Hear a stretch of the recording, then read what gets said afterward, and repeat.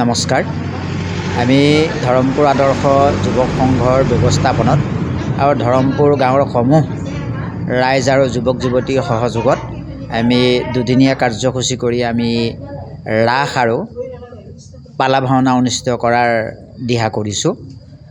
ৰাসৰ লগত সংগতি ৰাখি অহা 23 নৱেম্বৰ তাৰিখে আমি ৰাস ভাগ পালা ভাওনা ভাগ পতাৰ আমি সিদ্ধান্ত কৰিছোঁ। আমি পালা ভাওনা ভাগ এই কাৰণেই পতাৰ সিদ্ধান্ত কৰিছোঁ যে বহুত বছৰ ধৰি পেলাই আমাৰ পশ্চিম কলিয়াবৰত এই পালা ভাওনা ভাগ অনুষ্ঠিত কৰা হোৱা নাছিলে। সেয়েহে আমি 3 বছৰ ধৰি পেলাই ধৰমপুৰ আদৰ্শ যুৱক সংঘৰ ব্যৱস্থাপনত আমি এই 3 বছৰেই আমি পালা ভাওনা ভাগ পাতি আহিছোঁ আৰু আমি সমূহ ৰাইজক আমি এই পালা ভাওনা ভাগ চাবৰ কাৰণে আমি নিমন্ত্ৰণ শৰায়ো আগবঢ়াইছোঁ। পালা এইটো এটা হেৰাই যাবলৈ ধৰা মানে প্ৰায় লুপ্তপ্ৰায় অৱস্থালৈ গতি কৰা এটা সংস্কৃতি। এইটো আমাৰ পশ্চিম কলিয়াবৰৰে সংস্কৃতি হয় আৰু বৰ্তমান পুনৰ উদ্ধাৰৰ কাৰণে মোৰ এই চেষ্টা ব্যক্তিগতভাৱে কৰা নিচিনা বুলি ক'ব লাগিব। আৰু ধৰমপুৰবাসী যিসকল যুৱক আছিলে তেওঁলোকৰ উৎসাহ উদ্দীপনাক মই যথেষ্ট শলাগ লৈছোঁ। তেওঁলোকৰ যথেষ্ট আগ্ৰহ আছে এই সংস্কৃতিটো জীয়াই ৰখাৰ কাৰণে আৰু মোৰ লগত তেওঁলোকে মোৰ সমানে সহযোগিতাও আগবঢ়াইছে। সেইকাৰণে মোৰ ইয়াত এই নাটকখন শিকাই পেলাই মই যথেষ্ট সুখী বুলি ক'ব লাগিব।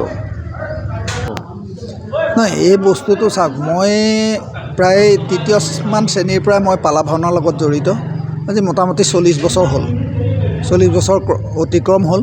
মই পালা ভাওনাৰ লগত তেতিয়াৰ পৰাই জড়িত আছিলোঁ। মাজতে কিছুদিন অলপ গেপ গ'ল, যদিও মই মোৰ ব্যক্তিগতভাৱে মই এই পালাৰ ওপৰত চৰ্চাটো মই এৰি দিয়া নাই। মই ঘৰতো কেতিয়াবা হাৰমনিয়াম লৈ নাটকখন উলিয়াই লৈ মই এই পালাখন গাই থাকোঁ, তাৰমানে যাতে বস্তুটো মোৰ পৰাও হেৰাই নাযাওক বুলি। গতিকে সেই চৰ্চাখিনি কৰি থকাৰ ফলস্বৰূপে আজি মই তেনেকুৱাকৈ অকলশৰীয়াকৈ আহিও মই কাৰোবাক এই নাটকখন শিকাবহি পাৰিছোঁ। সুৰ সঞ্চাৰ যিখিনি মই সেইখিনি আয়ত্ব কৰি ৰাখিলোঁ কাৰণে আজি মই কোনোবা দুজনক মোৰ মানে সামান্য জ্ঞানেৰে মই শিকাবলৈ মানে আগবাঢ়ি আহিব পাৰিছোঁ। কি আহ্বান থাকিব?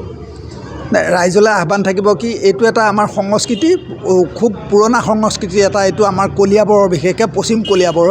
গতিকে এই সংস্কৃতিটো জীয়াই ৰখাটো সকলোৰে দায়িত্ব, অকল মোৰ বুলি নহয় বা ধৰমপুৰবাসী যুৱক যুৱতীৰ বুলি নহয়, সকলোৰে দায়িত্ব এটা। এই সংস্কৃতিটো জীয়াই ৰাখিব লাগে। আমি সংস্কৃতিক সদায় ৰক্ষণাবেক্ষণ দি সুন্দৰকৈ জীয়াই ৰখাটো আমাৰ সকলোৰে এটা মৌলিক দায়িত্ব। ধৰমপুৰ যুৱ সংঘৰ সৌজন্যত অনুষ্ঠিত হ'ব লগা ৰাস, 22 তাৰিখে ৰাস আৰু 23 তাৰিখে পালা ভাওনা, এই হৰিচন্দ্ৰ উপাখ্যান নাটকখন উপভোগ কৰিবৰ কাৰণে সমূহ ৰাইজক সাদৰেৰে নিমন্ত্ৰণ জনালোঁ। আহক, আপোনালোকে ৰাসো উপভোগ কৰক আৰু আমাৰ হৰিচন্দ্ৰ উপাখ্যান নাটভাগো উপভোগ কৰক। আৰু যদি তাত সেই নাটক চলি থকা অৱস্থাত কিবা ভুল ভ্ৰান্তি হয় আমাক আঙুলিয়াই দিব। আমি আপোনালোকৰ সুদিহা পৰামৰ্শ নতশিৰে গ্ৰহণ কৰিম। জুবিন গাৰ্গৰ গীতসমূহৰ ওপৰত আধাৰিত গানে কি আনে নামৰ এটা সুন্দৰ অনুষ্ঠান আপোনালোকৰ ওচৰলৈ আহি আছে অতি শীঘ্ৰে।